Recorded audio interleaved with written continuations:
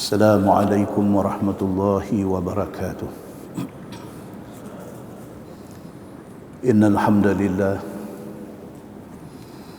نحمده ونستعينه ونستهديه ونستغفره ونعوذ بالله من شرور أنفسنا ومن سيئات أعمالنا.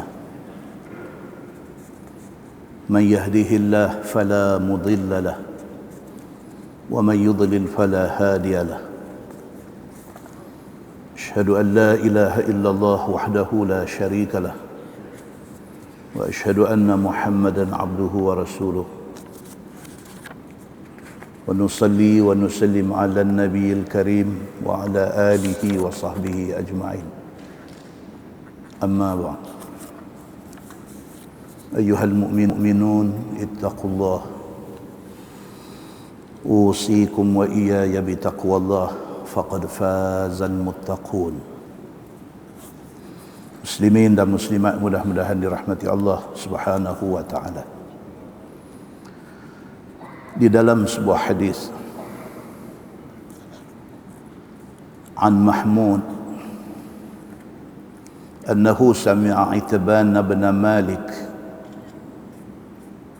al-Ansari radhiyallahu anhu wa kana mimman shahida Badran ma'a Rasulillah sallallahu alaihi wasallam yaqul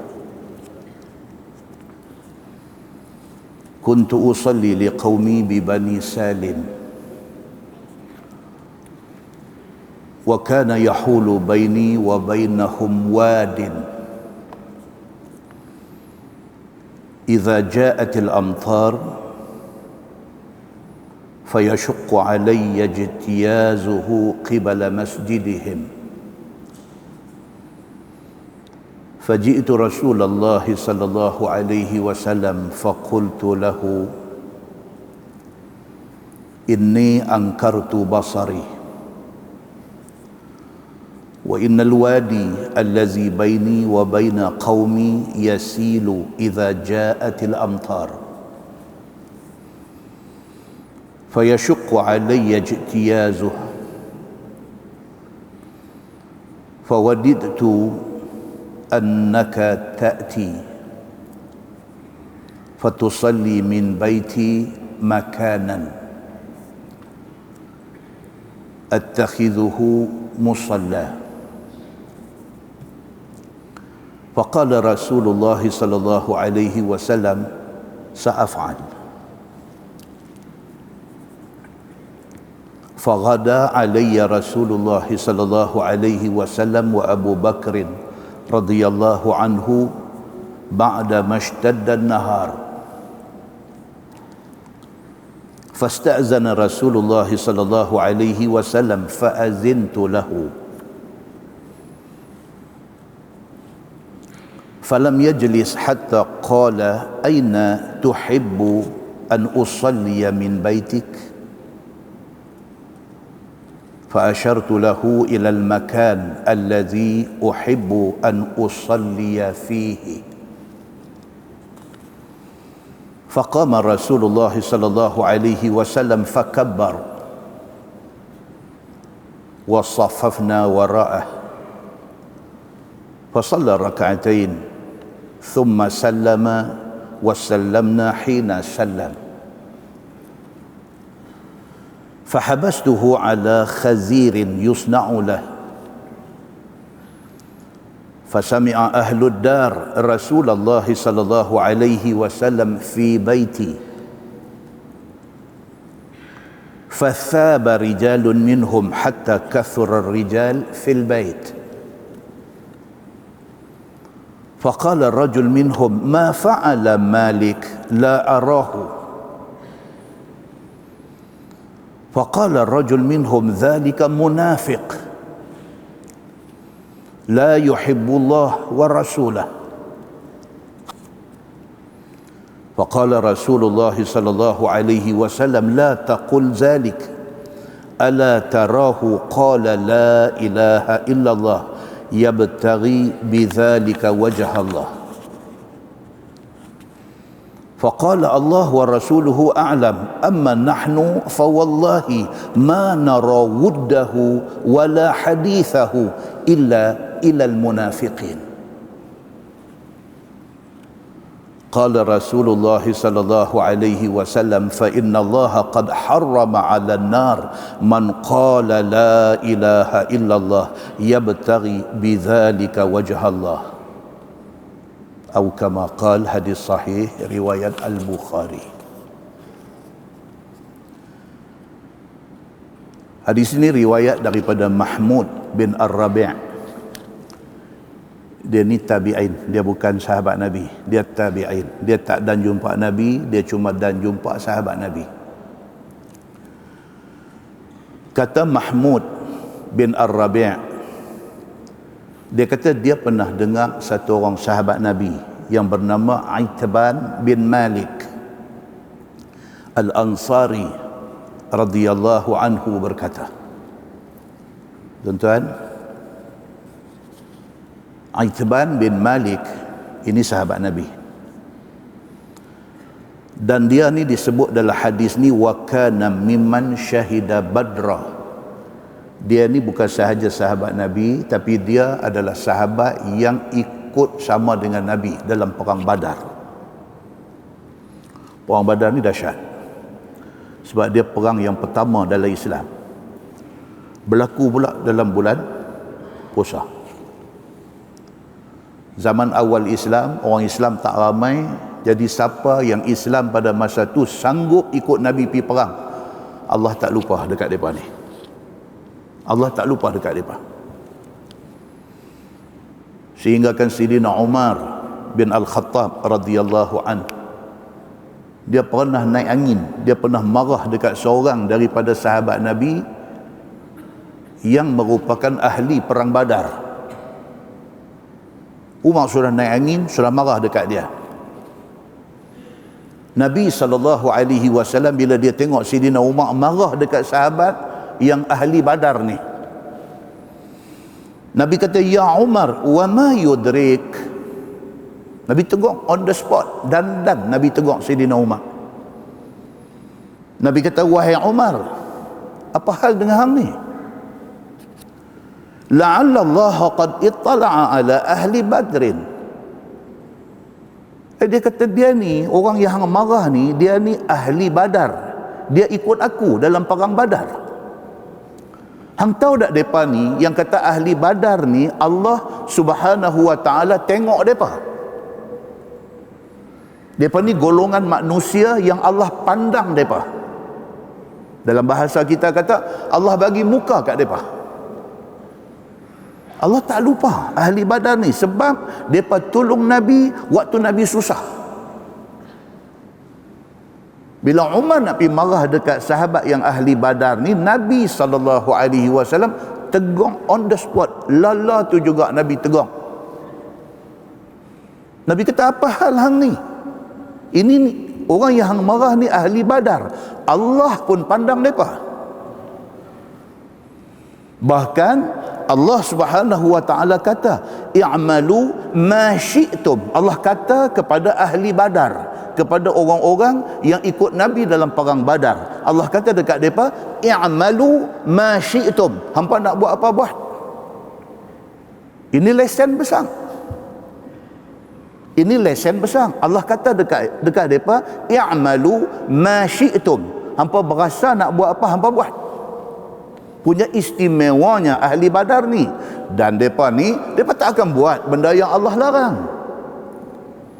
Walaupun mereka dapat lesen besar, mereka tidak salah guna lesen itu. Cuma Nabi SAW kata, ahli Badar ni Allah kata dekat mereka, i'malu ma syi'tum. Buatlah apa hampa nak buat. Faqad wajabat lakumul jannah. Tuhan kata pasal apa? Pasal sudah wajib syurga tempat kamu. Allahu Akbar. Kalau begitu sekali kedudukan mereka pada sisi Allah Subhanahu wa ta'ala, siapa Sayyidina Umar nak pergi duk marah-marah mereka ni?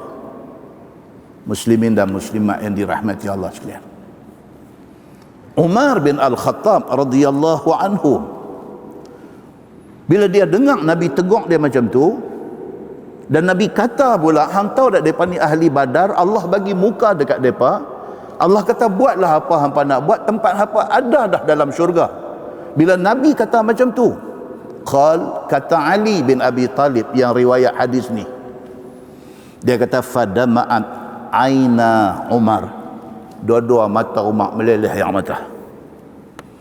Sebab dia terharu dia, begitu sekali Allah Subhanahu wa taala bagi kemuliaan kepada orang yang bersama Nabi di dalam perang Badar. Waqala, dan kata Sidina Umar, Allah wa rasuluhu a'lam. Dia kata Allah dan Rasul lebih tahu tentang kemuliaan mereka ni. Dia pun tekan brek, tarik handbrake, habis. Tidak ada lagi nak marah-marah kepada ahli Badar ini. Muslimin dan muslimat yang dirahmati Allah sekalian. Jadi hadis yang kita nak baca ni riwayat daripada Itban bin Malik, dan Itban bin Malik ini salah seorang daripada ahli perang Badar. Kata Itban, dia kata kuntu usalli liqaumi bi Bani Salim. Dia kata aku ni imam kepada kaum aku Bani Salim. Kaum dia ni nama Bani Salim. Dia kata dia imam mereka. Semayang dia jadi imam. Wa kana yahulu baini wa bainahum wadin idza ja'atil amtar fayashuqqu alayya jtiyazuhu qibala masjidihim. Itban kata masalah saya ni satu, dia kata dekat Nabi, antara rumah saya dengan masjid tempat dia duduk pergi jadi imam ni, di antara tu ada kawasan wadi, kawasan lembah yang kalau hujan jadi lecah, jadi becak, jadi nak pi tu jadi susah, dia kata. Faji'tu Rasulullah sallallahu alaihi wasallam. Jadi dia pun pergi jumpa Nabi sallallahu alaihi wasallam. Dalam hadis lain riwayat Muslim, dia kata apa? Itban ni pula pada masa tu sudah kena sakit mata. Yang sakit mata dia ni melarat sampai dia jadi tak nampak tengok. Tak totally blind, tapi masalah dia nak bergerak, dia nak pergi ke sana sini, jadi kacau dengan sakit mata dia ni. Dia pergi jumpa Nabi sallallahu alaihi wasallam, faqultu lahu, dia kata dekat Nabi, inni ankartu basari. Dia kata, ya Rasulullah, mata saya ni ada problem, mata saya ni tak nampak tengok, jadi rabun teruk. Dia kata, wa innal wadi allazi baini wa baina qaumi yasilu idza ja'atil amtar. Antara rumah saya dengan masjid saya duk pergi jadi imam pula ada kawasan wadi, kawasan lembah, kalau hujan memang susah. Fa yashuqqu alayya jtiyaz. Jadi benda ni menjadikan susah saya nak pergi sampai dekat depa. Fa wadittu annaka ta'ti fatusalli min baiti makanan. Dia kata kalau boleh, dia kata dekat Nabi, nak minta dekat Tuan mai rumah saya nak minta Tuan semayang di satu tempat di rumah saya. Attakhidhuhu musalla. Tempat Tuan semayang tu saya nak jadikan musalla, tempat saya semayang. Saya imam, selalu saya duk pergi jadi imam di sana, tapi lah problem mata kacau, mata dah jadi rabun, tengok tak nampak. Lepas tu pula rumah saya nak pergi masjid ada kawasan wadi, kalau hujan saya lagi susah nak pergi. Jadi pendek ceritanya, saya mungkin nak kena semayang di rumah. Saya nak minta Tuan, dia kata dekat Nabi, kalau boleh Tuan mai rumah saya nak minta Tuan semayang di satu tempat. Tempat Tuan semayang tu saya nak jadikan tempat saya semayang. Yang ni dalam Islam dia panggil tabarruk. Tabarruk, mengambil berkat.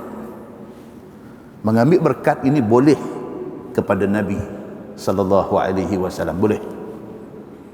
Bahkan sahabat Nabi, kalau tuan-tuan baca hadis Abu Ayyub Al-Ansari, bila Nabi hijrah dari Mekah pergi ke Madinah, Nabi duduk di rumah Abu Ayyub Al-Ansari.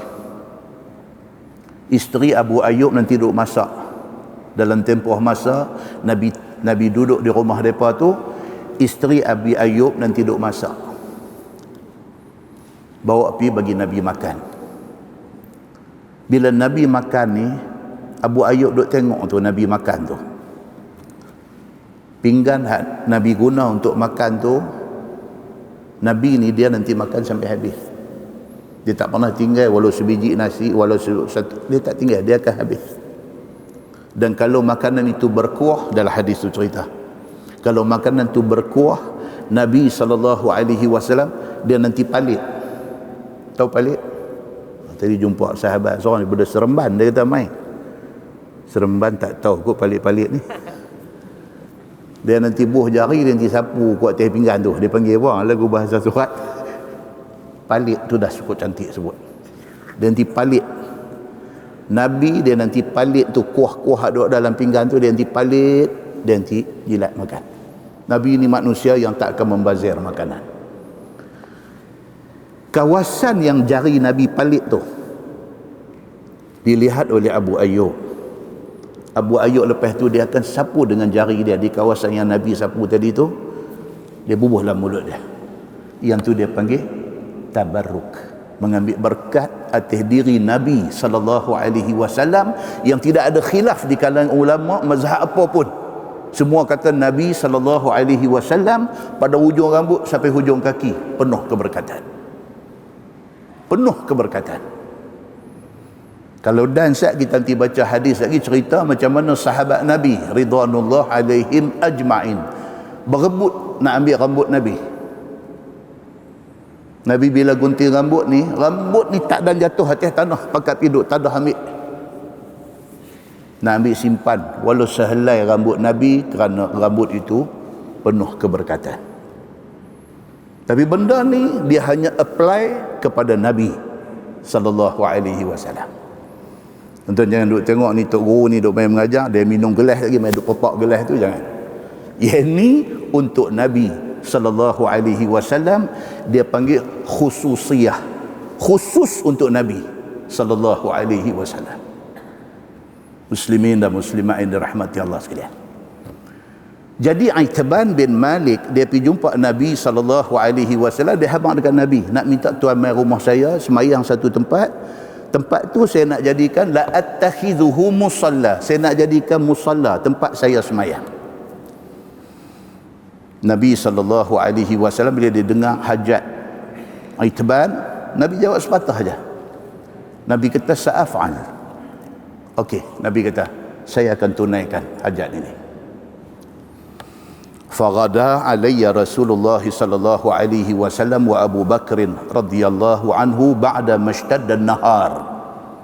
Kata Itban bin Malik, esok aja, tak ada nak nanti 2-3 hari, tak ada nak nanti seminggu, esok saja.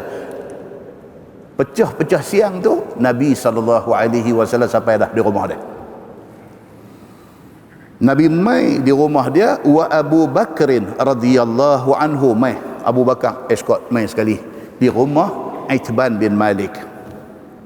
Fasta'zana Rasulullah sallallahu alaihi wasallam fa'azintu lah. Dia kata Nabi sallallahu alaihi wasallam bila sampai rumah Itban, Nabi minta izin nak masuk. Tuan-tuan, ini adab. Hadis ni tuan-tuan, dia adalah satu panduan kehidupan. Satu panduan kehidupan. Kita baca satu hadis word by word. Every word yang ada di dalam hadis itu, dia setiap word itu ada pengajaran dia. Bila Itban minta Nabi mai rumah dia, Nabi tunai hajat. Itu adab. Bila Nabi sampai di rumah dia, fasta'zana Rasulullah sallallahu alaihi wasallam, Nabi minta izin. Nabi minta izin dulu, dah sampai minta izin, bolehkah saya masuk? Fa'azintu lahu. Itban kata sila mai masuk. Falam yajlis hatta qala aina tuhibbu an usalliya min baitik. Nabi masuk first Nabi tanya. Nabi kata, Tuan Itban nak minta saya semayang tang mana? Nabi tak mau buang masa. Masa ni cukup berharga bagi Nabi sallallahu alaihi wasallam. Masuk hang jemput aku mai, nak suruh aku semayang di tempat hang. Nabi terus tanya tang mana. Tak duduk lagi, tanya dulu tang mana. Fa asyartu lahu ila al-makan alladhi uhibbu an usalliya fih. Dia pun tunjuk, di sini ya Rasulullah, nak minta tuan semayang tani, dia kata. Faqama Rasulullah sallallahu alaihi wasallam fakabbara. Nabi pun pergi berdiri tang iteban tunjuk tu, Nabi takbir. Allahu akbar. Dalam syarah hadis dia kata apa? Nabi sembahyang duha. Nabi sembahyang duha di rumah Itban bin Malik ini. Bila Nabi sallallahu alaihi wasallam berdiri dan takbir, wasafafna wara'ah. Sahabat yang ada ni, Itban, Sayyidina Abu Bakar, yang ada ni, wasafafna, pergi duduk belakang Nabi, saf, semayang bersama dengan Nabi. Daripada sini satu kefahaman dapat kita ambil bahawa sembahyang duha boleh dibuat berjamaah. Dia macam tu.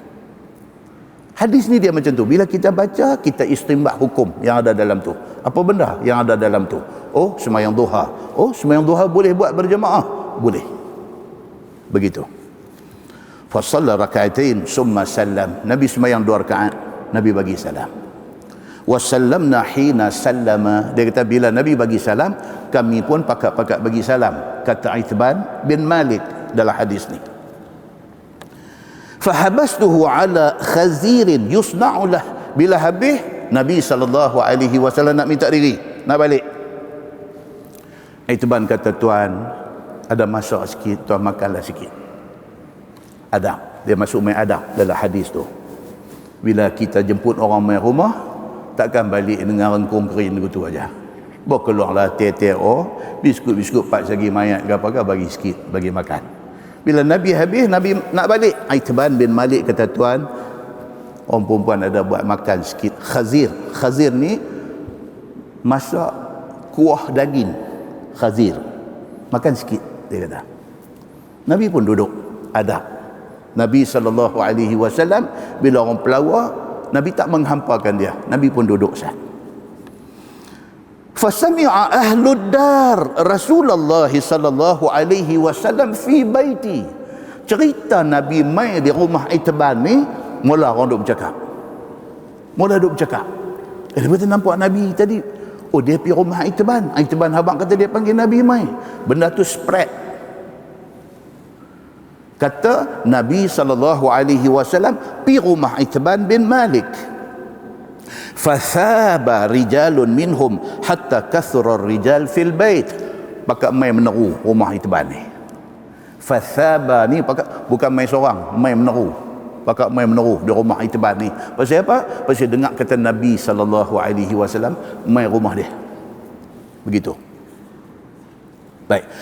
Faqala rajul minhum, bila mai ramai ni, dia jadi cerita Makcik Kiah. Ni dia ada kat luar ni. Nabi dah semayang dah. Itban jamu dekat Nabi makan kuah daging. Dia pamai, dia pakai dua ada kat luar rumah ni. Kadum sembang. Dalam pada sembang tu, kata dalam hadis ni, faqala rajul minhum. Seorang daripada ramai-ramai ni sudah cakap. Seorang derah dengar ke Nabi sallallahu alaihi wasallam. Kata dia ni, dia kata ma fa'ala Malik. Dia kata Malik kita ni mana pi? Ma fa'ala Malik, apa Malik ni buat? Ni kita semua pakat duk ada di sini. Hang ada. Ni Malik ni mana? Malik. Siapa dia ni? Dia ni salah seorang daripada orang kampung tu. Nama dia Malik bin Dukhshum, nama dia. Rupanya dia ni sudah jadi bahan gosip dalam kampung. Sudah jadi bahan gosip. Orang duk bercakap perihal dia. Seseorang ni sudah up cerita ni. Dia kata ma fa'ala Malik. Mana dia Malik bin Dukhshum ni? La arahu. Aku tak nampak dia pun. Ni semua duk ada ni, tengok Pak Long ada, Pak Lang ada, Pak Ciat ada, semua ada. Malik tak ada. Mana dia ni? Mana pi Malik ni? La arahu. Aku tak nampak dia. Faqala rajul minhum. Seorang lagi pula kawan Makcik Kiah. Dia kata apa? Zaka munafik. Dia kata Malik ni munafik. Dia paku buah sebiji. Tuan-tuan, nampak ni? Perangai ni pada dulu dah ada. pangai, tak nak kerja, lepas tu nak pergi. Ini daripada dulu. Nama kata manusia, ada perangai ni. Mai kerana dengar Nabi mai rumah Itban. Tapi mai dah tak ada apa boleh. Pergi buat keluar satu cerita tak ada pasal-pasal ni. Pergi sebut nama satu orang, pergi sebut nama Malik bin Dukhshum. Lepas tu pergi kata, dia ni apa hal tak pernah nampak dia ni. Hak seorang lagi pula, tambah haji nama tu. Tambah kuat atas. Dia kata apa? Zaka munafiq. Dia kata Malik bin Dukhshum ni, dia ni munafik. La yuhibbullaha wa rasulah. Dia ni tak boleh pakai punya orang. Dia ni bukan dia mau dekat Allah dan Rasul. Dia tak suka kepada Allah dan Rasul. Nampak tuan-tuan? Yang ni dia panggil jarum karat. Yang ni yang dia buat lingkup masyarakat ni, geng ni. Okey. Faqala Rasulullah sallallahu alaihi wasallam, Nabi dengar. Nabi duduk dalam rumah, Nabi dengar. Nabi keluar mai kat depa. Nabi kata dekat depa ni, la taqul zalik. Nabi kita jangan cakap lagu tu. Jangan hang pi duk rosakkan nama kawan hang sendiri. Hang jangan pi duk bagi jahanam reputasi dia. No, Nabi kata jangan buat macam tu, jangan cakap macam tu. Ala tarahu qala la ilaha illallah yabtaghi bidzalika wajha Allah. Nabi kata bukankah hampa tahu yang kata Malik bin Dukhshum ni dia orang Islam. Dia mengucap la ilaha illallah, dia orang Islam. Apa hal yang hang piduk bercakap kata dia munafik, piduk kata benda-benda tak elok dekat dia? Kalau hang mengucap hang Islam, dia pun mengucap, dia pun Islam. Nabi tegur. Kata dia ni pula ni, geng yang duk gosip ni. Faqala Allah wa rasuluhu a'lam. Dia kata ya Rasulullah, okey, bab ni Allah dan Rasul lebih tahu, lebih kenal siapa dia ni. Wa amma nahnu fa wallahi, dia kata la nara wuddahu wala hadithahu illa ilal munafiqin. Oh, dia pederah lagi di depan Nabi. Dia kata apa? Dia kata bab ni Allah dan Rasul lebih tahu. Malik bin Dukhshum ni orang macam mana. Tapi nak habaq dekat Tuan, kami tetap kata wallahi dia ni munafik. Oh, kasar tuan-tuan. Kasar. Nabi, dia argue Nabi. Dia lawan apa yang Nabi kata. Dia kata itu kami tak campur lah, Allah Rasul lebih tahu. Tapi tang kami tetap kata dia ni munafik. Pasal apa? Pasal cakap-cakap dia pun menggambarkan dia munafik. Dia kata lagu tu.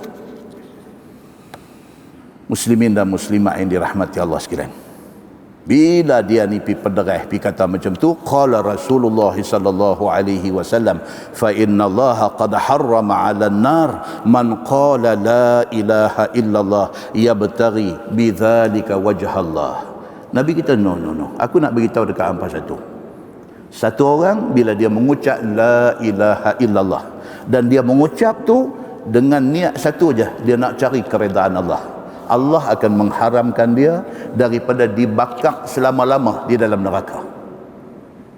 Maksudnya kalau dia ada salah silap, dia akan masuk neraka, tapi dia tidak akan kekal di dalam neraka.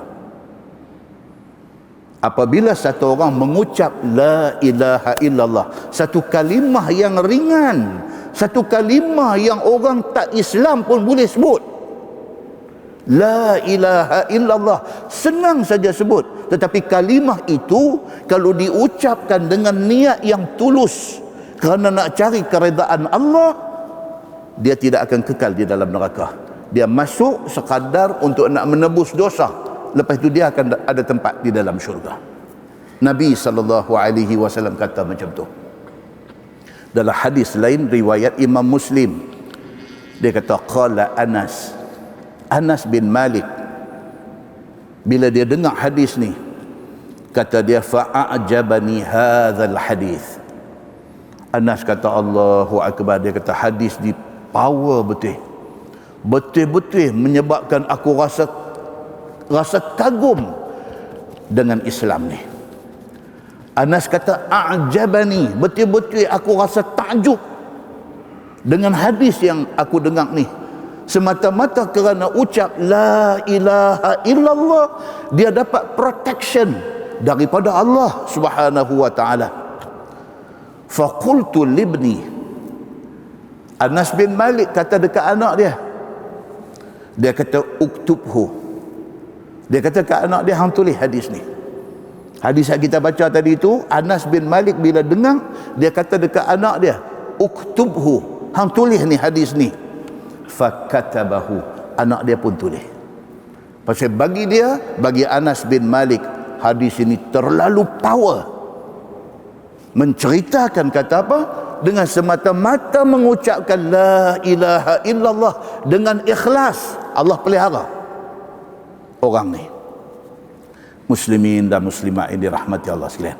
Daripada hadis ni dapat kita faham bahawa Nabi SAW dia melihat setiap orang yang bersyahadah itu, setiap orang yang menjadi Islam itu aset untuk Islam. Nabi ini seorang pun dia sayang. Nabi SAW bila saya kata orang tu Islam, Nabi sayang, Nabi tak mau kehilangan dia. Di saat kita nanti baca kitab cerita murtad. Murtad ni apa?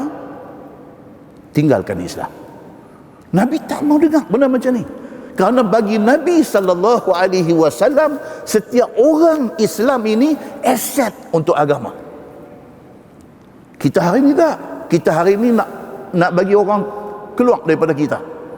Dia ni jahat, dia ni munafik, dia ni. Lain-lain tinggal kita seorang. Hak bagus ni kita seorang, hak baik ni kita seorang, hak betul ni kita seorang. Orang lain semua tak betul. Kita punya sikap ni macam tu. Bukan kita nak mempertahankan orang yang mengucap la ilaha illallah. Sebaliknya kita hari ni kita punya style, pergi buang orang, sampai kita ni Islam ni makin kecil. Maka akhirnya tidak ada kekuatan, maka akhirnya lemah, maka akhirnya kita dibuli di dalam dunia ni. Muslimin dan muslimat ini dirahmati Allah sekalian. Kesimpulan yang pertama apa dia? Nabi melihat setiap orang yang bersyahadah itu aset di dalam Islam. Penting, perlu digembor iman dia, perlu dijaga dia, perlu kita make sure dia bersama dengan kita. Yang kedua, kita juga wajib menghargai setiap orang Islam. Wajib kita hargai. Tuan-tuan, sikit sebanyak perbezaan pendapat, tak sependapat, tak sepahaman, settle buang. Jangan letak dia macam orang kafir, sedangkan dia Islam. Dia duk main semayang sama dengan kita, satu qaryah dengan kita, duk sembah Allah Tuhan sama dengan kita. Dia pun duk baca hadis Nabi SAW, Nabi kita dan Nabi dia. Pasal apa yang kita pergi duk bergaduh? Kita tidak ikut Nabi SAW. Yang ketiga, elakkan daripada jadi pertelingkahan dengan sebab perpecahan itu. Elak daripada bertelingkah dan berpecah, kerana itu melemahkan Islam. Muslimin dan muslimat yang dirahmati Allah sekalian. Yang keempat, jadilah orang yang sentiasa bersedia untuk mendengar kita ni. Be a good listener. Kurangkan bercakap, banyakkan mendengar. Banyak hak duk jadi huru-hara dalam masyarakat kita lah ni pasal apa? Dengar sikit, cakap banyak. Lingkup. Bagi masa kita nak jadi good listener, kita nak dengar. Yang kelima, sentiasalah berlapang dada.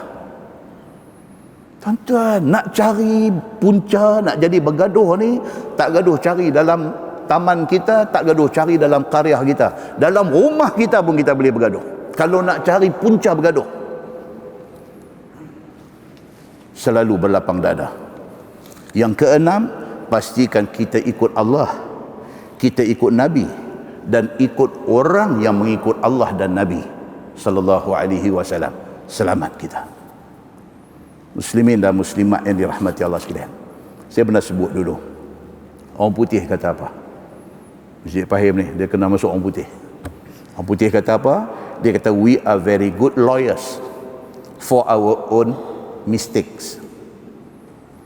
Kalau kita buat salah, wah, kita is a very good lawyer. Kita mempertahankan salah kita. But we are very good judges for the mistakes of others. Oh, kalau orang buat salah, kita lah hakim yang duk jatuh hukum kat dia. Benda ni tak mau, tuan-tuan. Benda ni tak mau. Itu sebab orang putih kata lagi. Putih ni pun banyak kata. Before you speak, listen.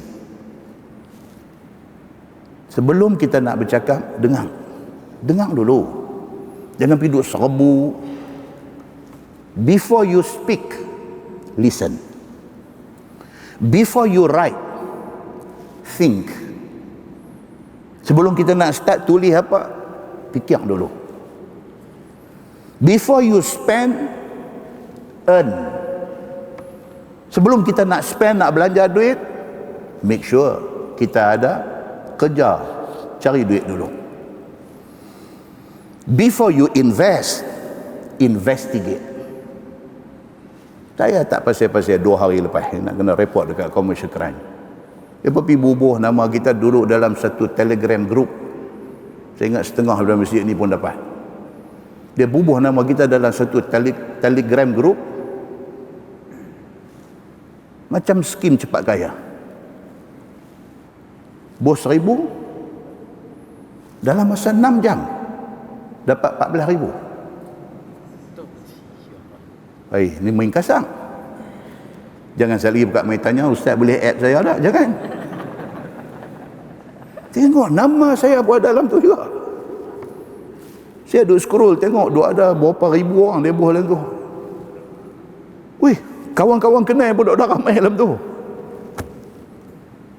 1,006 jam dapat 14,000. Oh, lepas tu kawan yang dah bubuh 1,000 pakat pergi beratok dekat ATM. Jolok-jolok 14,000. Ya Allahu Akbar. Tu apa? Statement apa dia panggil? Print out yang tunjuk kata duit withdraw tu. Snap masuk dalam WhatsApp, dalam Telegram group tu masuk. Ini dia dah dapat 14,000. Cik, buat duit macam kipas duk perang lagu tu. Ini sudah jadi Pak Mantelo. Kita pun dah rindu Pak Mantelo lama dah ni. Dia mai balik. Allahu Akbar, tuan-tuan.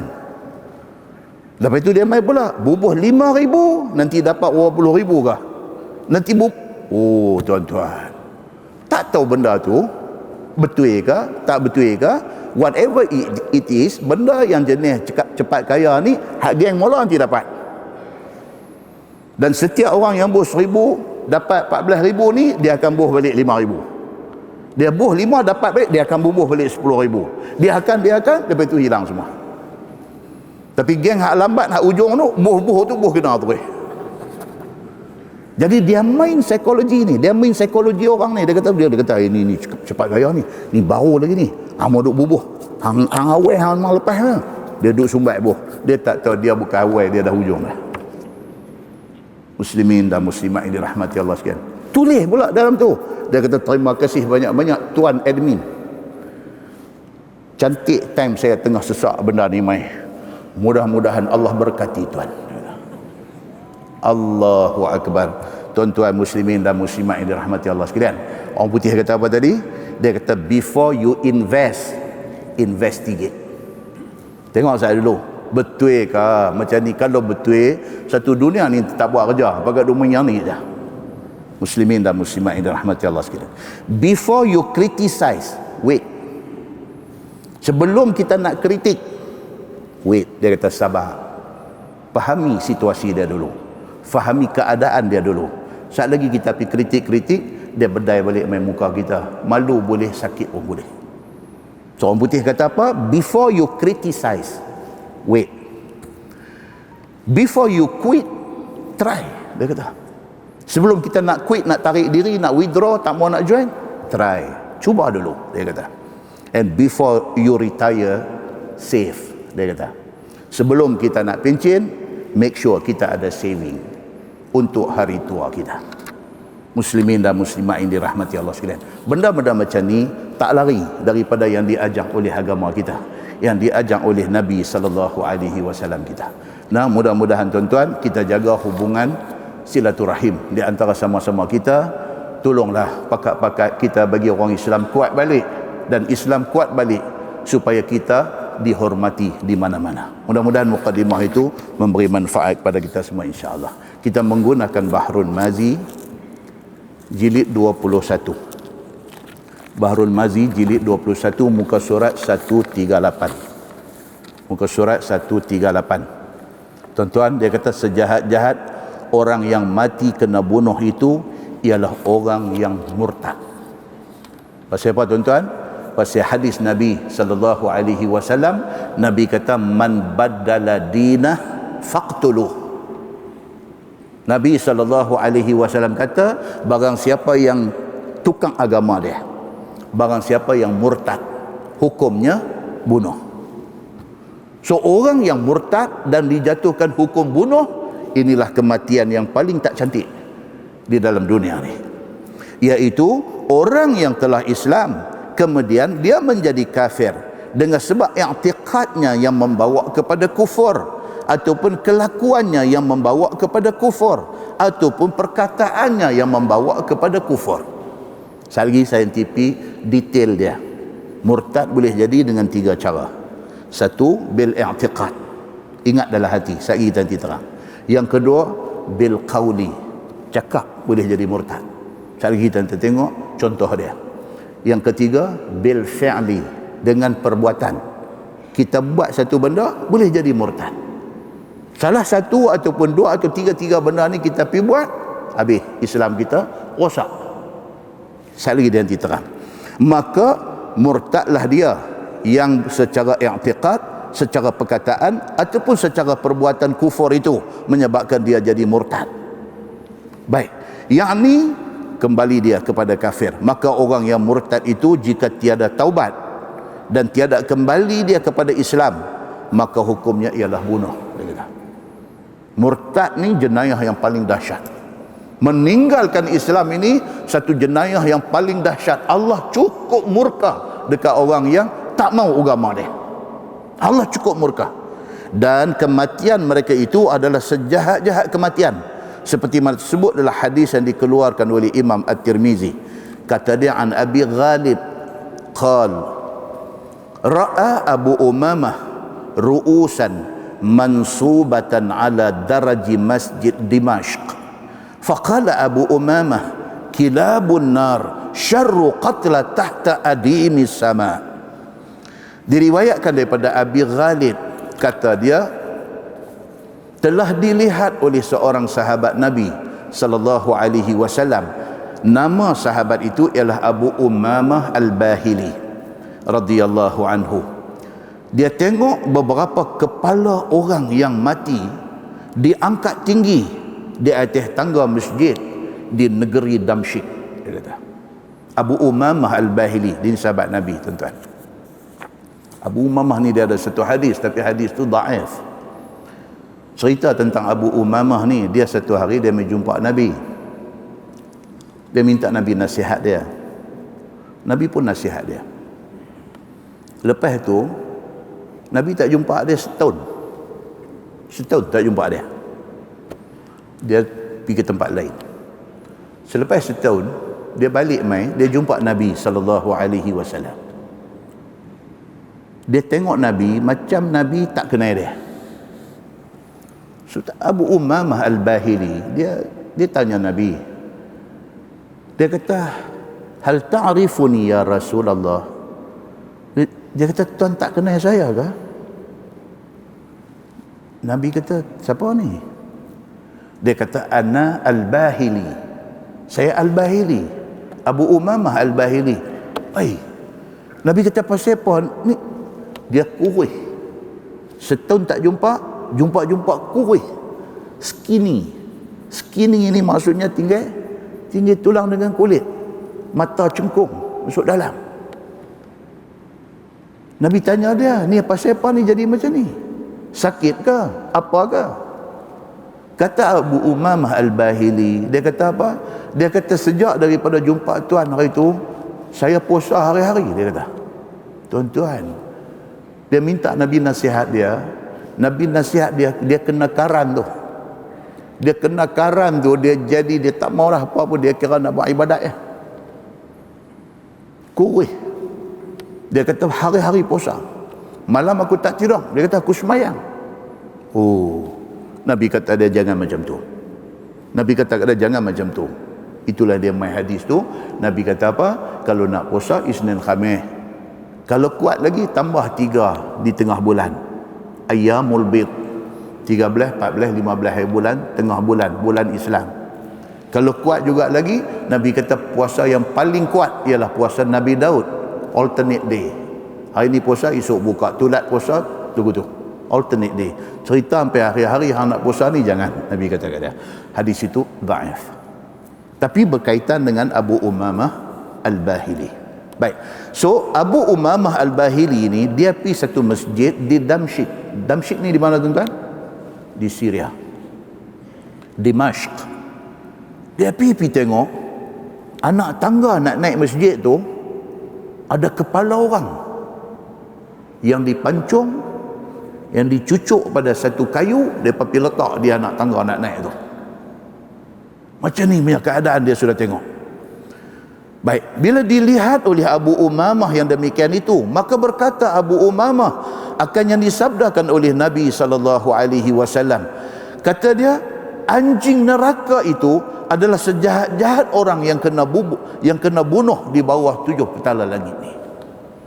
Dia tengok kepala-kepala orang yang kena pancung, yang kena cucuk di kayu, duduk sandang di tangga masjid tu, dia kata ini semua anjing neraka. Dia kata anjing neraka ini adalah seburuk-buruk orang di bawah langit yang ada ni.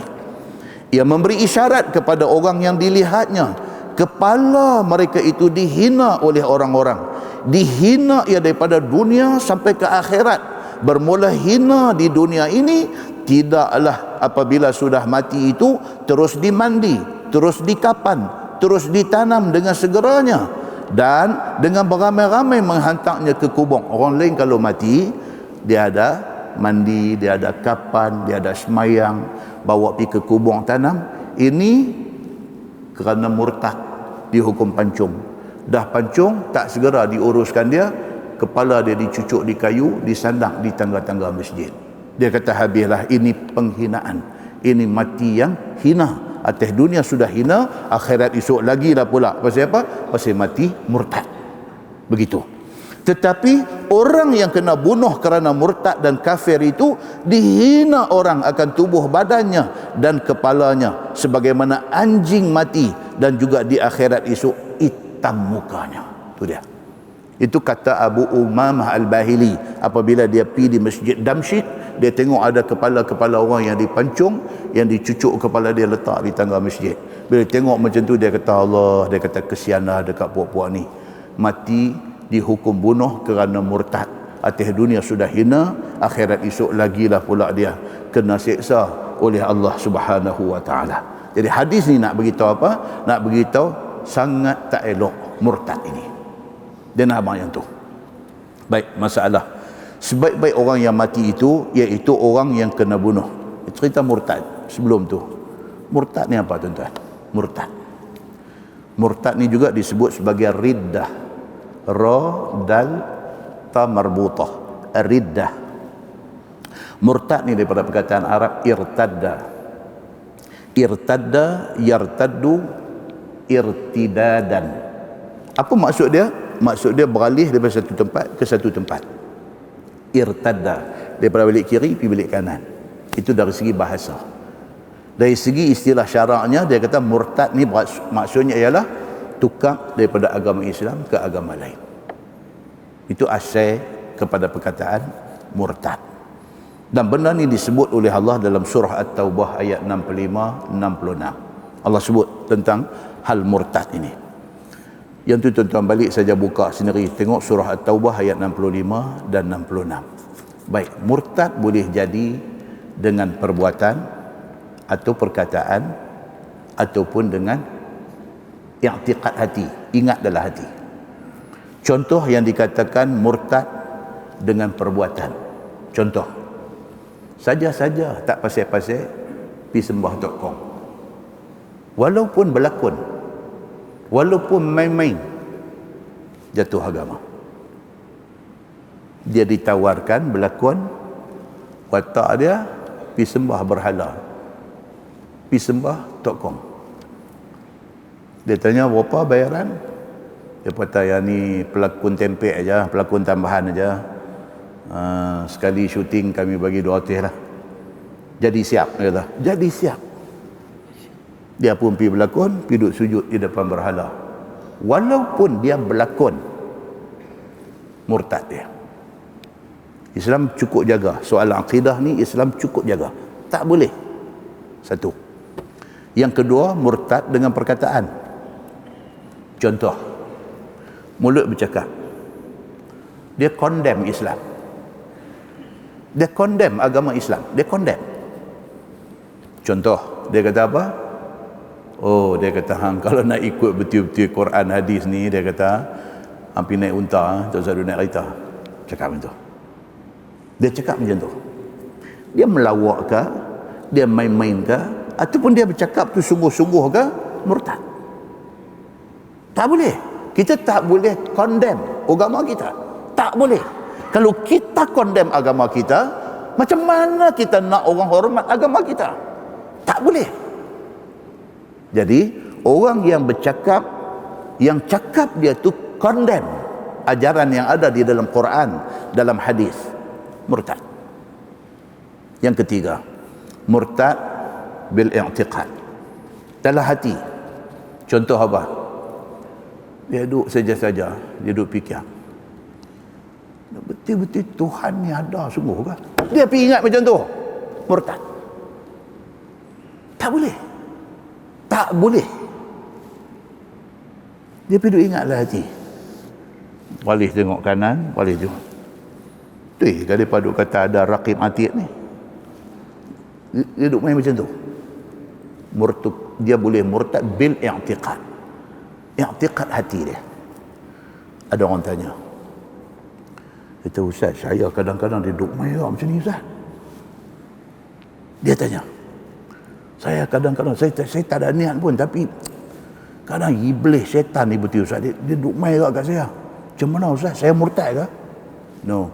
Lawan balik. Astaghfirullahalazim. Astaghfirullahalazim. Astaghfirullahalazim. Mengucap balik. Asyhadu an la ilaha illallah wa asyhadu anna Muhammadar Rasulullah. Dia main juga, Ustaz. Astaghfirullahalazim. Mengucap balik. La ilaha illallah Muhammadur Rasulullah. Pasal apa, tuan-tuan? Pasal iblis syaitan, dia sudah sumpah depan Tuhan. Dalam Quran cerita, iblis syaitan sudah sumpah di depan Tuhan.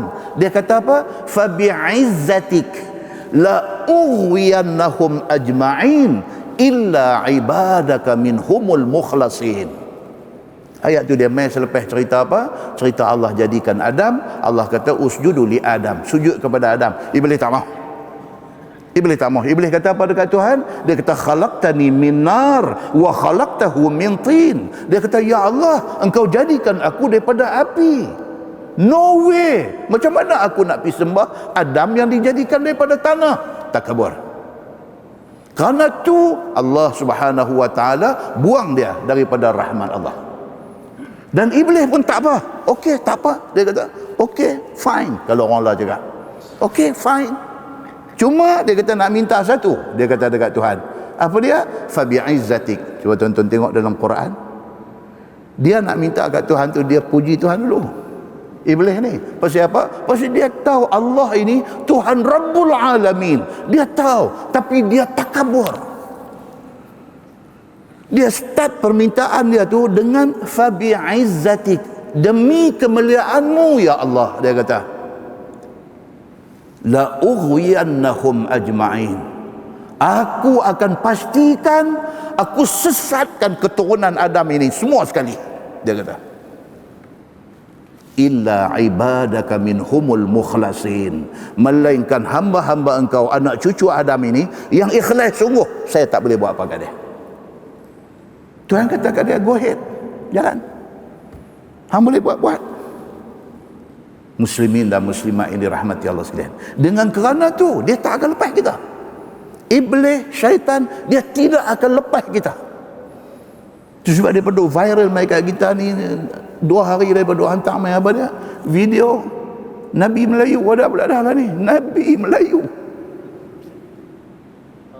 Reporter pi dekat dia.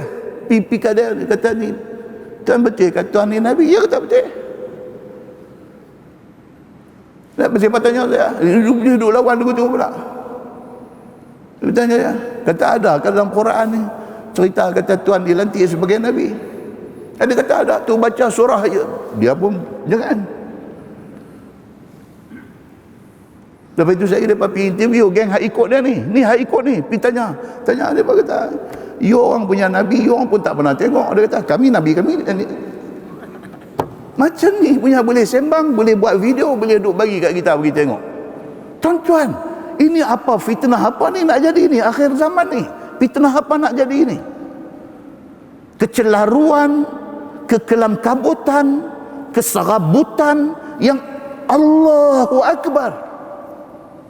Tuan-tuan, ni time kita. Kita duduk main masjid, kita duduk dengar ayat Quran, kita duduk dengar hadis Nabi. Tuan-tuan, generasi kita, anak kita, cucu kita esok ni, cicit kita esok ni, kalau panjang umur, alam ini duk ada lagi, selamatkan mereka daripada benda hak tu jadi ni. Allahu Akbar. Tuan-tuan, ini fitnah dahsyat menjelang akhir zaman. Muslimin dan muslimat yang dirahmati Allah sekalian, kita duk baca hadis macam-macam, kita tak pernah terbayang dia nak main macam ni. Nabi SAW kata apa? Akhir zaman ni, di antara benda nak jadi ni apa dia? Fitnah main ni sampai dia seumpama malam yang kelam, ka qita'il lailil muzlim. Nabi guna perkataan tu, seperti malam yang kelam, tak nampak apa. Kita duduk berdiri tang ni, kawan kita duduk depan tu, jarak 2 meter depan kita, kita tak nampak dah, kelam, gelap, tak nampak jalan kebenaran. Kita tak tahu nak talar pergi kok mana ni. Duk tak tahu ni nak pergi kok tu ke pintu, nak pergi kok ni ke pintu, nak pergi kok ni ke pintu. Kita tak tahu, gelap yang segelap-gelapnya sampai tak nampak 1 meter di depan, tak nampak apa dia. Nabi kata akhir zaman dia akan mai keadaan ni, keadaan di mana manusia ni sebelah pagi dia beriman, menjelang petang dia kafir kepada Allah Subhanahu wa taala. Nabi kata benda ni timai. Ni baru duk mai tuan-tuan, baru duk mai. Barulah kita bila tengok baru kita relate balik dengan hadis yang kita duk baca. Allahu Akbar. Tuan-tuan, anak-anak kita, cucu-cucu kita ke depan ni macam mana nak jadi? Apa nak jadi dengan depa ni? Muslimin dan muslimat yang dirahmati Allah sekalian. Baik. Apa punca murtad? Apa punca ni? Duk jadi murtad ni apa punca? Daripada kajian yang orang buat. Nombor 1, kerana jahil agama. Allahu Akbar. Tuan-tuan, benda ni very fundamental. Benda ni sangat basic. Nabi Muhammad adalah Nabi akhir zaman, full stop. Boleh pergi duk sembang kata ada lagi Nabi lepas Nabi Muhammad ni, boleh duk sembang lagi. Apa ni? Cerita Nabi Muhammad ni khatamun nubuwah, Nabi penghabis ni, satu benda yang budak kafir pun tahu. Budak kafir tahu kata Nabi Muhammad ni Nabi penghabis. Jadi kita hak tua ni pergi duk dengar kata ada lagi Nabi duk hidup lah ni, Nabi Melayu. Allahu Akbar. Tuan-tuan, pasal apa ni jadi macam ni? Pasal apa? 1, jahil. Sampai benda yang basic, sampai benda yang fundamental, sampai benda yang asas pun tak habam, tak digest benda ni. Muslimin dan muslimat yang dirahmati Allah sekalian. Yang kedua, pasal apa ni orang Islam duk murtad ni? Pasal kawan. Kawan ni Allahu Akbar mempengaruhi dia. Apa kawan dia kata betul semua, sedangkan kawan tu tak betul. 3, pengaruh media massa. Kalau hari ini dengan internet tak terkawal benda ni, kita duduk bilik kita, anak kita duduk bilik dia, Handphone dia boleh akses satu dunia. Tuan-tuan nak tahan anak tak bagi pakai handphone, boleh buat zaman dah ni? Tak boleh. Dulu nak kena pergi buka desktop, nak kena pergi buka laptop, lah phone saja, duduk dalam poket saja. Boleh akses satu dunia, tuan-tuan. Dia boleh masuk pergi mana-mana negara, dia boleh masuk pergi mana-mana website, dia boleh Allahu Akbar. Kalau hak dia masuk tu hak betul, selamat. Kalau hak dia masuk tu hak tak betul, habis. Yang keempat, kesempitan dan kemiskinan hidup pun boleh murtad. Miskin, melarat, tiba-tiba pula terabai. Institusi Islam tak nampak dia. Tak nampak dia. Dia susah, tuan-tuan. Dia nak makan pun tak ada. Institusi Islam tak nampak dia. Pihak satu lagi mai cari dia. Benda ni duk jadi, tuan-tuan, duk jadi. Dia mai cari dia. Dia mai dengan approach kasih sayang. Dia mai dengan approach kasih sayang. Mai pegang belakang. Tanya, abang duduk di mana, abang? Abang sekolah lagi ke, kerja dah? Saya start PKP tu saya tak pergi mengaji, mana dah? Oh, abang kerja kan? Tak kerja. Abang duduk di mana? Saya rumah ni tapi saya tak pernah balik dah. Balik rumah duduk kena maki dengan mak ayah. Macam ni. Dia pada nampak dah, budak ni boleh tarik. Okey, tak apa. Abang nak ikut saya. Jom, saya nak bawa pergi satu tempat. Bawa pergi belanja makan dulu, bagi duit dulu, bagi nombor telefon kat budak ni. Abang nak ambil apa Nokia bodoh satu. Apa-apa abang ni, abang call saya. Call aja dandan sampai. Akhirnya apa, tuan-tuan? Akhirnya tak payah paksa, tak payah duk kempen banyak-banyak. Dia kata apa? Dia kata abang, dia kata balik ke kawan tu, abang adalah abang saya dunia akhirat. Ambil, cantik. Suruh apa boleh ikut daripada itu, tuan-tuan. Kerana kesempitan, kemiskinan, kemelaratan hidup pun ada yang murtad. Kelima, kerana pasangan yang nak dikahwini. Dan kita sebut gazet untuk kuliah malam ni, bulan lepas, cerita apa, murtad di Malaysia, Aisyah Bukhari. Tuan-tuan balik sekali lagi, masuk internet, Google, type nama Aisyah Bukhari, ada sana. Gambar dia ada, cerita dia detail, ada majalah Al-Islam. Tuan-tuan pernah dengar nama majalah Al-Islam? Pernah pergi interview bapak dia. Ada gambar semua dalam tu bapak dia yang kata Ustaz Bukhari imam ni. Anak dia pamai kidnap, ambil malam bulan Ramadan, dia tengah sembahyang tarawih di masjid. Boyfriend mai ambil pergi. Start pada tu dia lost contact dengan anak dia sampai hari ni. Makan ayak mata bapak ni, makan ayak mata. Dia cerita dekat majalah Al-Islam yang main interview dia, dia cerita betapa sayang dia ke anak ni. Betapa dia didik budak ni daripada kecil bagi mengaji. Dia tak tahu nak abang, dia hibah, tuan-tuan, hibah. Sedih ni tak apa lagi, dia hibah bila dia cerita pasal anak ni. Lemari baju anak dia tu, kain baju anak dia ni, jangan siapa pergi sentuh, jangan siapa pergi ubah, abang, kakak, apa anak, jangan. Itu saja kenangan dia dengan anak ni. Dia boleh balik pergi duduk melepok depan lemari tu, duduk tengok kain baju anak. Tuan-tuan baca, tuan-tuan boleh tahu betapa murtad ini menjahanamkan keluarga yang kena. Muslimin dan muslimat yang dirahmati Allah sekalian.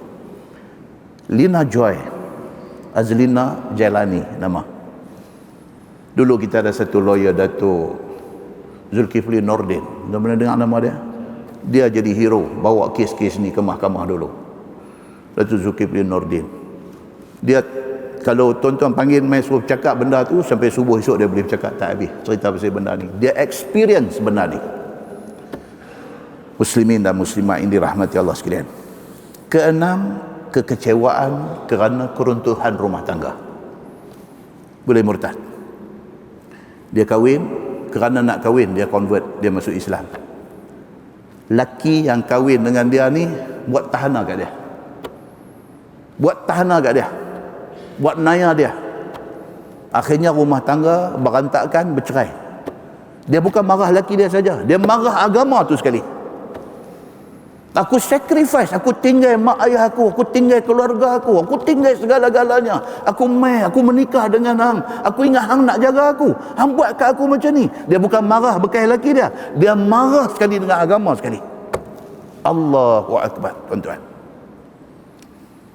Yang ketujuh, geng mu'alaf yang dipujuk untuk masuk Islam, kemudian diabaikan. Piduk tarik ni semua memang masuk Islam, lepas itu follow up tak ada. Tak jaga.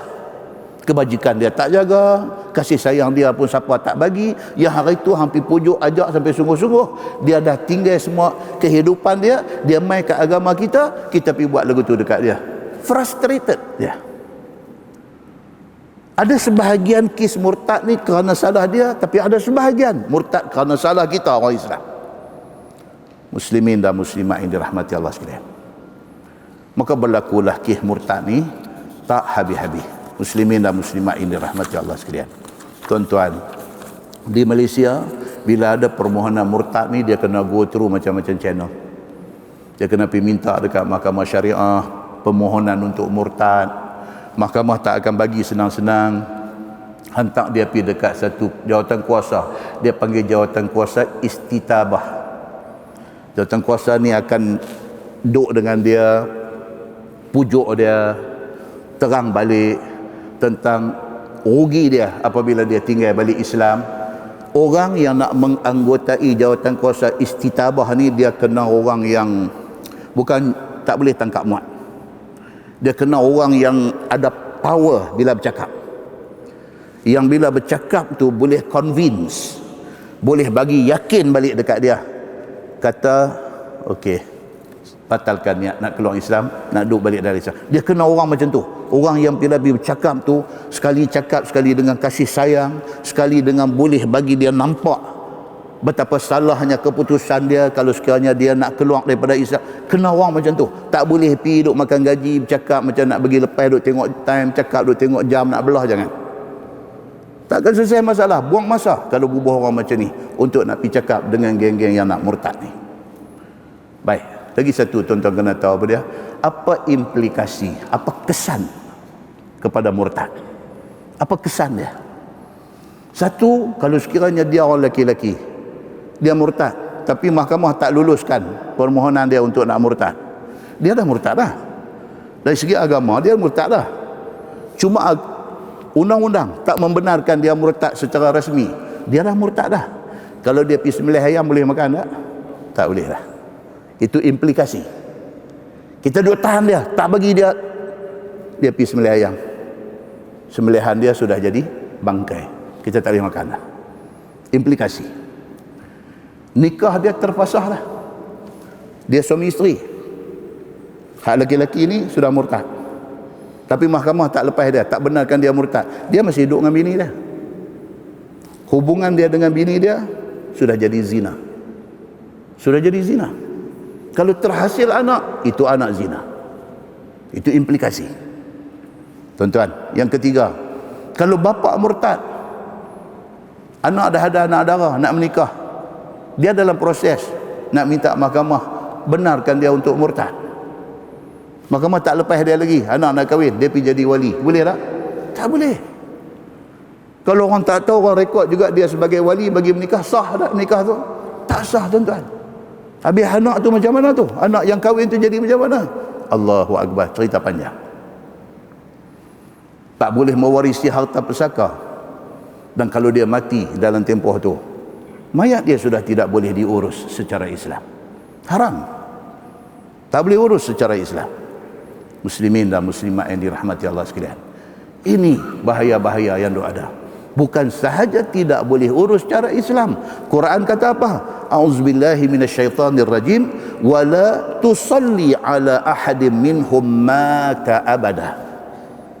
Kalau dia mati sedangkan dia sudah murtad, tapi proses belum selesai, tapi dia mati, dia dianggap mati murtad. Dia ni tidak boleh. Quran kata apa?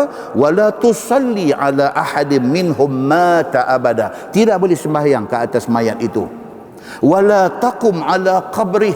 Bukan tak boleh sembahyang, hang Nabi berdiri atas kubur dia doa pun tak boleh. Siapa kata? Quran kata. Surah At-Taubah ayat 84. Innahum kafaru billahi wa rasulih, kerana mereka ni sudah kufur kepada Allah dan kepada Rasul, wa matu wa hum fasiqun, mereka mati sedangkan mereka dalam keadaan fasik. Muslimin dan muslimat yang dirahmati Allah sekalian, Sayyidina Ali bin Abi Talib dulu zaman dia, dalam sebuah hadis dia kata apa, an Ikrimah anna Aliyan radhiyallahu anhu harraqa qauman فبلغ ابن عباس فقال لو كنت أنا لم أحرقهم لأن النبي صلى الله عليه وسلم قال لا تعذبوا بعذاب الله ولقتلتهم كما قال النبي صلى الله عليه وسلم من بدل دينه فاقتلوه أو كما قال hadis sahih riwayat Al-Bukhari. Apa cerita dia? Ikrimah kata Sayyidina Ali bin Abi Talib, ada orang murtad pada zaman dia. Dia hukum apa? Dia bakar. Sayyidina Ali ni agresif. Dia bakar orang yang murtad ni. Fabalagha ibn Abbas faqala law kuntu ana lam uharriqhum. Cerita Sayyidina Ali pergi bakar orang yang murtad ni sampai kepada Ibnu Abbas, kepada Abdullah bin Abbas. Abdullah bin Abbas dia kata dekat Sayyidina Ali, dia kata kalau aku tak hukum macam ni, aku tak bakar mereka. Pasal apa? Dia kata li'anna nabiyya sallallahu alaihi wasallam qal, kerana Nabi dah kata dah, la tu'azzibu bi'azabillah. Nabi kata apa? Jangan kita piduk seksa orang dengan seksa yang Allah dah buat. Maksud dia apa? Api ni Allah saja boleh guna. Untuk nak seksa ni Allah saja boleh guna api. Tuan, kita duduk di kampung duduk bakar sarang tebuan tu kira guna? Bakar sarang tebuan, cucuh nyamuk, bakar sarang tebuan tiap pokok setak. Bolehkah bunuh binatang dengan guna api? Boleh tak boleh? Tak boleh. Tak boleh. Tu kacau je pun. Kacau nak bunuh memang lama dah orang bunuh dengan api tu. Dia mai cakap orang tak faham ni susah. Kan? Cari cara lain. Cari-cari tak boleh, tak boleh. Pasal apa? Pasal Nabi sallallahu alaihi wasallam larang. Nabi kata jangan siapa-siapa di kalangan hampa pi azab makhluk Allah ni dengan menggunakan azab yang Allah nak guna. Apa dia? Allah akan bakar orang yang berdosa dalam neraka dengan api. Kita tidak boleh pi guna api untuk nak bakar makhluk lain. Tidak boleh. Muslimin dan muslimat yang dirahmati Allah sekalian. Jadi kata Ibnu Abbas kepada Sayyidina Ali, kalau aku tak buat macam ni, pasal ini melanggar apa yang disuruh oleh Nabi sallallahu alaihi wasallam. Muslimin dan muslimat yang dirahmati Allah sekalian. Kesimpulan kepada isu murtad ni apa tuan-tuan? Kesimpulan dia paling koman kita ni apa dia? Kena doa dekat Allah, minta Allah buka pintu hati mereka balik kepada Islam. Paling koman, minta kepada Allah, ya Allah bukalah balik pintu hati mereka ni kembali kepada Islam. Kok mana cerita pun bagi ending hidup dia tu dia Islam. Itu paling koman kita kena buat. Kita kena minta kepada Allah Subhanahu wa taala. Pasal apa tuan-tuan? Pasal ada banyak ayat di dalam Al-Quran menceritakan tentang bagaimana menyesainya orang yang membiarkan diri dia mati tidak di atas Islam. Menyesal. Dalam Quran surah An-Naba ayat 40 contoh. Tuhan kata apa? Inna anzarnakum azaban qaribah. Tuhan kata aku dah bagi warning tentang azab yang dekat. Tuhan kata dah bagi tahu dah kepada semua orang ni, azab ni qaribah, qarib, dekat. Yauma yanzurul mar'u ma qaddamat yadah. Hari di mana manusia ni dia boleh tengok balik apa yang dia buat selama ni. Tuhan tunjuk balik. Bila tuan-tuan? Bila? Sama ada kita panjang umur, kita mati pada hari kiamat. Hari itu Allah tunjuk, ataupun kita tak panjang umur, kita mati. Kita mati Allah tunjuklah. Allah tunjuklah. Mati-mati ni Allah tunjuk dah, saat lagi kubur kita tu nak jadi raudhatun min riyadil jinan ataupun nak jadi hufratun min hufarin niran. Allah tunjuk dah. Bini kita tak tahu lagi, anak kita tak tahu lagi, adik-beradik kita tak tahu lagi, jiran sebelah rumah kita tak tahu lagi, kita tahu dah. Allah dah tunjuk dah. Allah dah tunjuk dah, hang saat lagi nanti nak masuk kubur. Kubur tu adalah hufratun min hufarin niran. Kubur tu akan jadi satu lubang daripada lubang api neraka. Na'udzubillahi min zalik. Allah tunjuk dah. Allah tunjuk dah. Kubur hang saat lagi nak jadi raudhah min riyadil jinan. Nak jadi satu taman daripada taman syurga Allah. Allah tunjuk dah. Pada masa tu, kalau sekiranya kita Allah tunjuk kubur kita nak jadi lubang neraka, menyesal ni Allah Ta'ala yang mengetahui. Na'udzubillahi min zalik. So Quran kata apa? Yauma yanzurul mar'u ma qaddamat yadah wa yaqulul kafir, dan berkata orang yang mati kafir, mati tak Islam ni, ya laitani kuntu turaba. Bila dia tengok ending dia nak masuk neraka, dia kata alangkah baiknya kalau pada dulu Allah tak jadi aku manusia, Allah jadikan aku turab, jadi tanah. Sebab apa? Sebab tanah tak akan dihisap, tidak akan kena syurga neraka. Baiklah daripada dulu Allah jangan bagi aku jadi orang. Baiklah daripada dulu kuntu turabah, aku ni jadi tanah aja lebih baik daripada jadi macam hari ini aku nak kena azab oleh Allah Subhanahu wa taala. Itu cerita yang akan kena kepada orang-orang yang murtad. Baik, masalah sambung. Dia kata sebaik-baik orang yang mati itu ialah orang yang mati kena bunuh oleh orang yang membunuh akan dia. Yang mati bagus ni apa dia? Orang yang masuk dalam medan perang dan dia mati kena bunuh dengan musuh. Itu mati baik, mati syahid. Daripada orang-orang yang mati kafir murtad tadi ni. Ataupun kafir lain dengan perang ataupun sebagainya, ataupun dia mati kena bunuh dengan kafir lain ketika berlaku perang dan sebagainya. Sebagaimana tersebutlah hadis riwayat daripada Abi Umamah, dia kata khairu qatla man qataluhu, sebaik-baik orang yang kena bunuh itu ialah orang yang telah dibunuh oleh kafir-kafir akan dia, sebagaimana berlaku di dalam peperangan ataupun sebagainya, kerana ia mati syahid namanya, dia kata.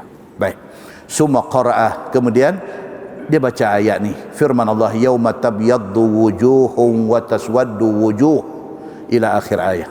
Kemudian membaca Abu Umamah akan ayat Quran yang menunjukkan atas betul kata itu. Kira-kira maknanya, ingatlah wahai segala kafir, ingat orang yang mati beriman, yauma tabyaddu wujuh, hari di mana Allah jadikan muka dia di hari akhirat esok bercahaya. Kalau mati beriman, bangkit akhirat esok muka bercahaya. Begitu. Manakala orang kafir, fa ammal ladzina aswaddat wujuhuhum akafartum ba'da imanikum fadzuqul azaba bima kuntum takfurun. Maka ada pun orang yang hitam legam akan mukanya, maka dikata oleh malaikat kepada mereka itu, adakah jadi kufur sekalian kamu kemudian daripada beriman kamu? Itu dia. Bangkit-bangkit akhirat esok muka legam, tak ada cahaya, tak ada nur, habis. Maka dikata kepada mereka ni apa dia? Awaklah hang dulu di atas dunia mati tidak Islam. Ditanya kepada dia tu, maka rasai oleh sekalian kamu akan azab sengsara dengan sebab barang yang ada sekalian kamu kufur akan dia. Firman Allah, wa ammal ladzina biyaddat wujuhuhum fa fi rahmatillah hum fiha khalidun. Adapun orang yang bangkit di hari akhirat esok muka berseri-seri bercahaya, maka iaitu mereka di dalam rahmat Allah Subhanahu wa taala, yakni di dalam syurga dan di dalam nikmat syurga yang berkekalan. Bermula mereka itu kekal di dalam syurga selama-lamanya. Itu dia. Yakni orang-orang ni semua dia kena tahu, dia kena dengar dan dia kena insaf. Jangan sekali-kali dia pilih untuk nak mati murtad. Baik, berseri muka dan hitam legam muka di dalam Quran itu apa tafsir dia? Kata ulama, berseri cahaya muka orang-orang mukmin dan hitam legam muka orang-orang kafir itu, kata qil, berseri bercahaya muka orang-orang ahlus sunnah. Orang yang di atas dunia ni dia pegang kepada sunnah Nabi, dia bangkit esok muka dia cerah.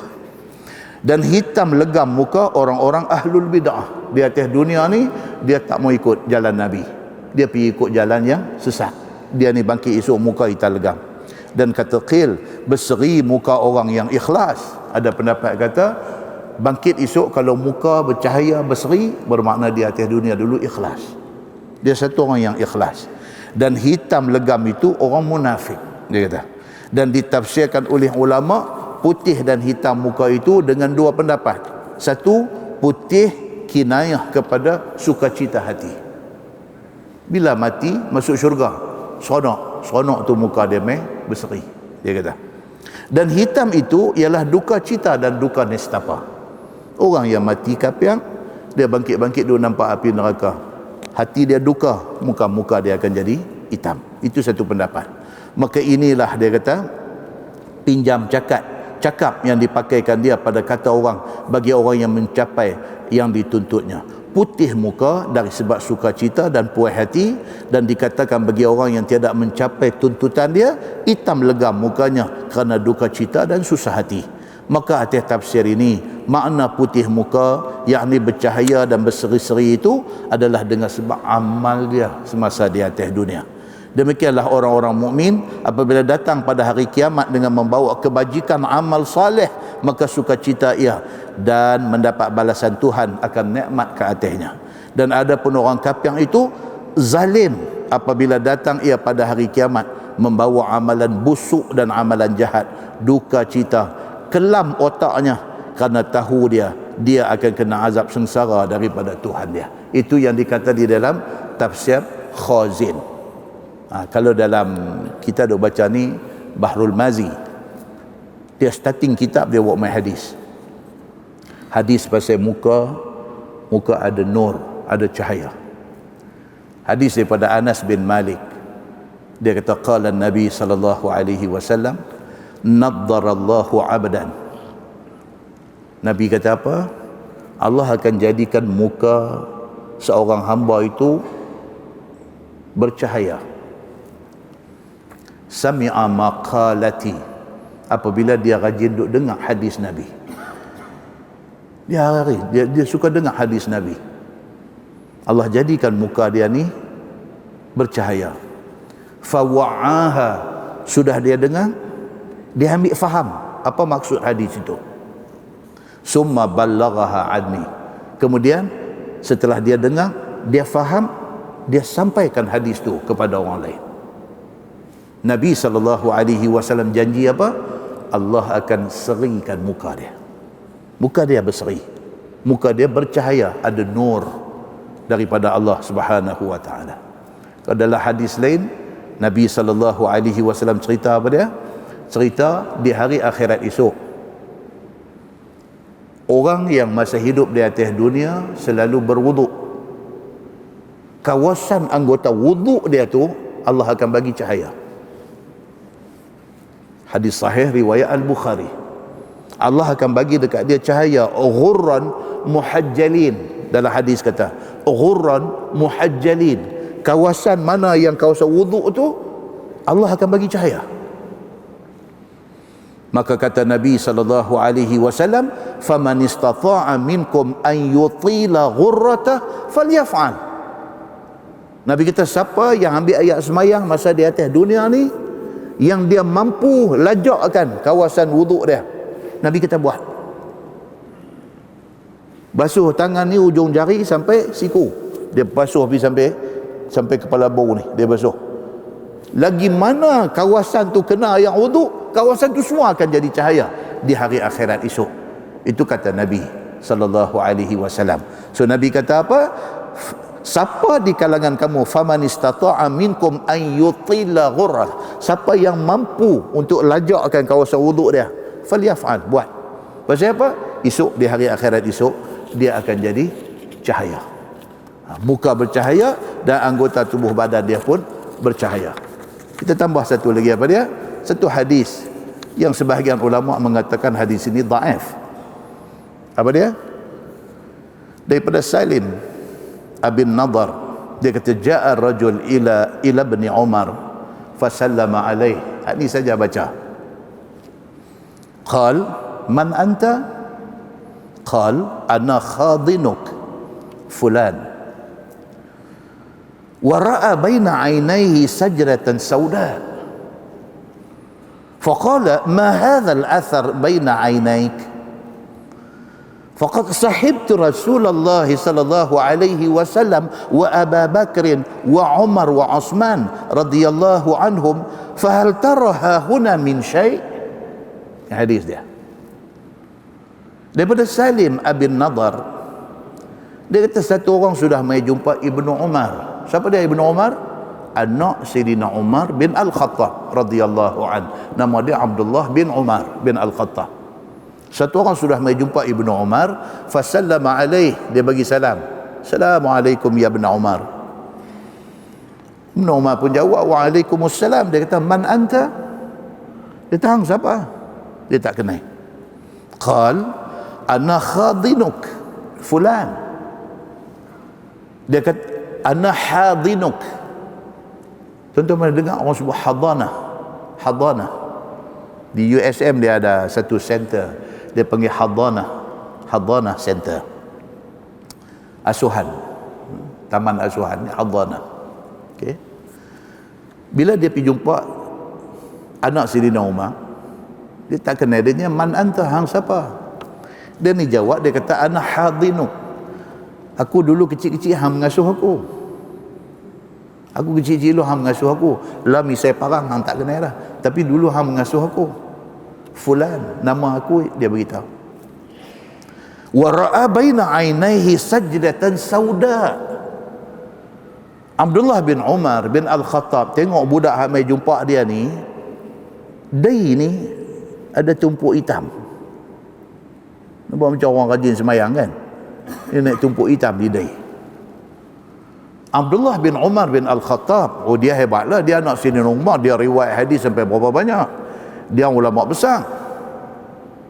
Dia tengok budak ni mai jumpa dia, dia tak kenal hang siapa, dia kata. Wa ra'a baina 'ainaihi sajdatan sauda. Dia tengok ni atas dai ni tu dia, tumpuk bagus punya. Faqala, kata anak Sayyidina Umar, kata Abdullah bin Umar bin Al-Khattab ni, dia kata ma hadzal athar baina 'ainaik. Dia tahu dai hang tumpuk macam tu. Awak dai hang tu ada kesan hitam tu.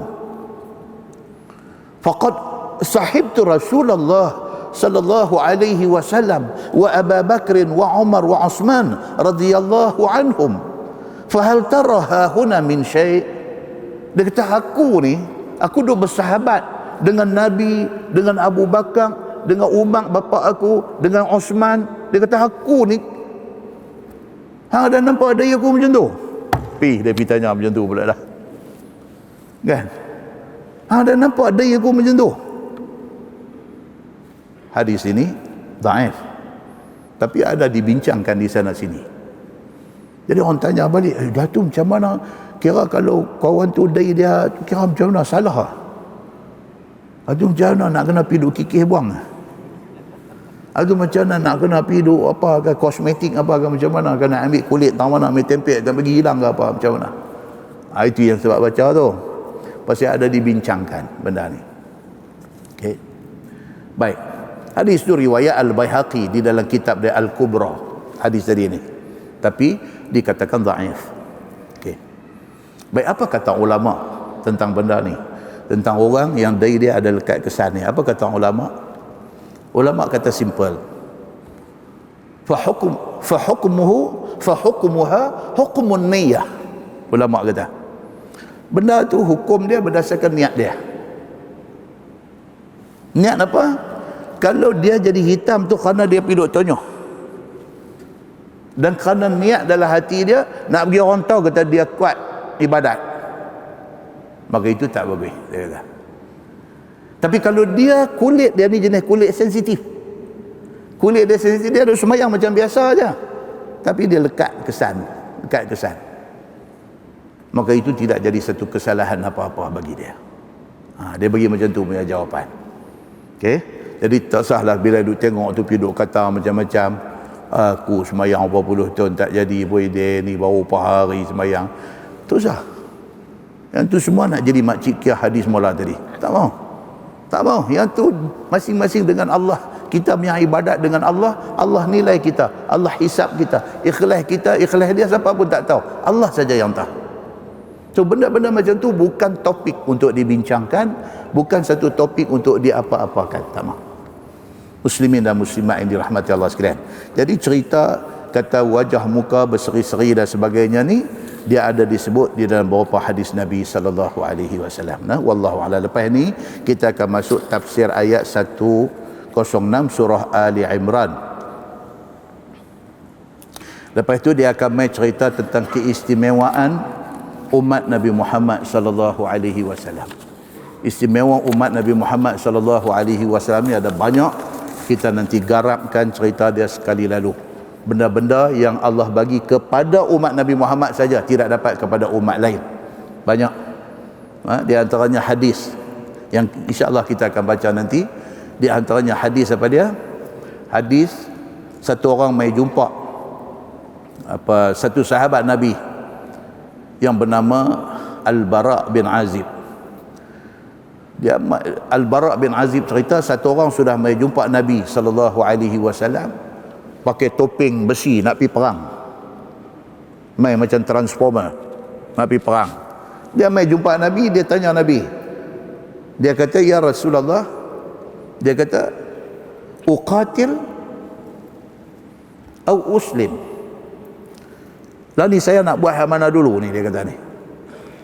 Saya ni dah pakai uniform baju besi nak pergi perang dah. Saya nak pergi perang ke? Atau saya nak masuk Islam dulu? Tak Islam lagi rupanya. Tak Islam lagi, tapi semangat nak pergi perang. Ada tak ada tuan-tuan? Orang bukan Islam, tapi dia baik dengan Islam. Ada. Kita tak boleh pukul borong. Sah kata bukan Islam ni semua musuh. No. Ada yang bukan Islam, tapi dia baik. Dia baik dengan kita. Saya duduk taman sebelah ni, jiran selang satu rumah saya Cina. Ya Allah, sampai saya naik segan kat dia. Mr. Teo, kalau dia dengar saya, dia sebut nama dia pula. Kawan buah limau makan tak habis. Kan, selang satu rumah dengan saya. Allahu Akbar. Dia kira nak main bagi benda di rumah saya. Bagi kita naik takut. Nak keluar rumah tengok dulu dia nampak ke tak. Nampak ya, bos main hantar limau. Dekat anak raya limau lah. Waktu lain ni, bos buah mata kucing, bos buah mempelam, bos jambu ayam, esok bos jambu batu. Kacau tuan-tuan. Non Muslim. Kadang-kadang main tanya kita saja dia nak bercakap pasal Islam, dia main tanya kita, bos saja mau tanya you dia tanya benda-benda berkaitan dengan Islam. Kan? Bukan semua kita nak borong sekali, ada yang depa ni hati depa tu Allahu Akbar. Awaklah Allah tak buka sikit lagi bagi dia masuk Islam. Kan? Ada. Non Muslim tapi mai duk tanya kita. Bila mai musim korban, raya korban, dia mai tanya. Dia tanya you satu, dia kata, kalau kira non-Muslim mau bagi lembu untuk masjid potong boleh ke? Itu saya nak bagi pasal apa? Sajalah ini bagi orang susah makan. Dia nak buat. Pegang tangan dia, asyhadu alla ilaha illallah, dia tarik balik. Kan? Kita kata kat dia, kita kata, nak abang macam mana kau ni? Main tangan bagi masuk Islam orang senang lah. Sikit pahala nanti duk dapat dengan kebaikan yang duk ada kat hang ni. Kan? Bagus.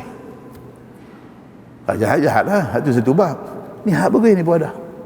Tuan-tuan, ni kita anak-anak muda kita duk kerja kelang macam-macam di Penang tu. Ada bos-bos yang Cina, yang apa, yang non-Muslim. Dia pula duk fikir pasal ni, budak-budak ni tak pergi sembahyang Jumaat. Dia pula duk fikir. Dia pula panggil HR Muslim.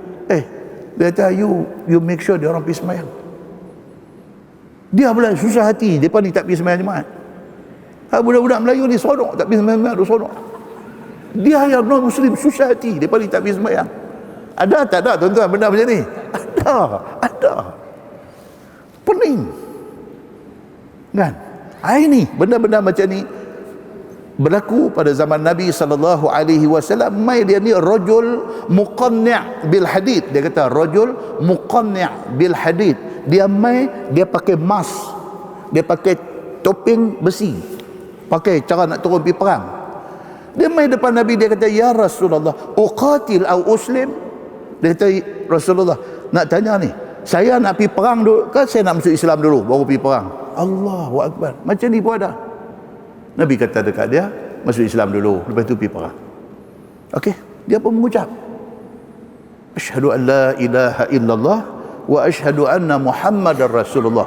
Masuk Islam. Nabi kata alhamdulillah, pergi. Mati dia, syahid di dalam medan perang.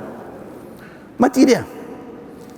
Faqala Nabi sallallahu alaihi wasallam, bila orang mai habang kat Nabi, dia kata, ya Rasulullah, syahid tadi mai pakai besi masuk Islam tadi, dia syahid dalam medan perang. Baru tak sah mengucap syahid dalam medan perang.